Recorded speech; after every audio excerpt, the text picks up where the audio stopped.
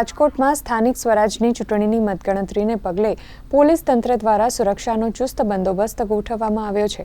આજે પરિણામો જાહેર થવાના હોવાથી ડીસીપી ક્રાઇમ જગદીશ બાંગરવાએ ચૌધરી સ્કૂલ ખાતેના મતગણતરી કેન્દ્રની મુલાકાત લઈ કાયદો અને વ્યવસ્થાની સમીક્ષા કરી હતી।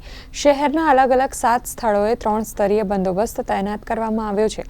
સાથે જ વિજય સરઘસ દરમિયાન સામાન્ય જનતાને હાલાકી ન પડે તે માટે પોલીસ કમિશનર દ્વારા પણ જાહેરનામું પ્રસિદ્ધ કરવામાં આવ્યું છે। રાજકોટ મહાનગરપાલિકાના 18 વોર્ડ અને જિલ્લા પંચાયત તાલુકા પંચાયત એ રીતે ટોટલ 7 જગ્યાઓ છે, મતગણતરી સ્થળ છે જ્યાં આજે મતગણતરી થનાર છે।